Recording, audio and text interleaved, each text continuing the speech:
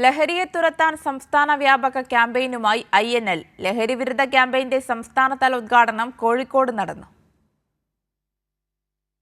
ലഹരി ഉപയോഗവും അതിക്രമങ്ങളും വർദ്ധിക്കുന്ന സാഹചര്യത്തിലാണ് INL സംസ്ഥാന വ്യാപകമായ ക്യാമ്പയിന് തുടക്കമിട്ടിരിക്കുന്നത്.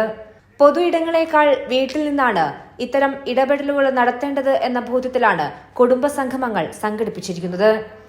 നാഷണൽ വിമൻസ് ലീഗ് സംസ്ഥാന കമ്മിറ്റിയുടെ നേതൃത്വത്തിലായിരുന്നു കുടുംബ സംഗമം. പാരന്റിംഗ് കോച്ചിംഗ് മുതൽ കുട്ടികളെ നമുക്കൊപ്പം ചേർത്തുവെക്കാൻ ചെയ്യേണ്ടതെല്ലാം കുടുംബ സംഗമത്തിൽ ചർച്ചയായി.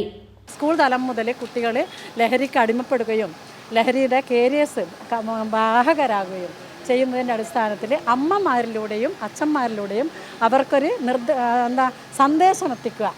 ഏത് തരത്തിലുള്ള ലഹരിയും ഇനി ഞങ്ങൾ ഉപയോഗിക്കില്ല എന്ന് ഓരോ വീട്ടുകാരും വീട്ടിൽ നിന്ന് തന്നെ തുടങ്ങുന്ന തരത്തിൽ ഓരോ വീട്ടുകാരും അതിനെപ്പറ്റി ഉറച്ച തീരുമാനിച്ചിട്ട് എല്ലാ സമൂഹത്തിലുള്ള എല്ലാ മതവിഭാഗ രാഷ്ട്രീയ പാർട്ടികളോടൊപ്പം തന്നെ ഞങ്ങളും ലഹരി വിരുദ്ധ ക്യാമ്പയിനുമായിട്ട് മുന്നോട്ട് പോയിരിക്കുകയാണ്.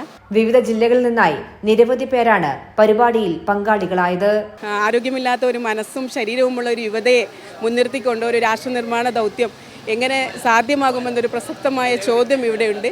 അപ്പോൾ ഇവിടെ എല്ലാ കുടുംബത്തിലെ എല്ലാവരും അച്ഛനും അമ്മയും മക്കളും എല്ലാവരും ഇവിടെ ഉണ്ട്. അപ്പോൾ അവരിലൂടെ ഈ ബോധവൽക്കരണം നാട്ടിലേക്ക് എത്തിക്കുക എന്നതാണ് ഞങ്ങളുടെ ലക്ഷ്യം. INL സംസ്ഥാന ജനറൽ സെക്രട്ടറി കാസിം ഇരിക്കൂർ കുടുംബസംഗമം ഉദ്ഘാടനം ചെയ്തു.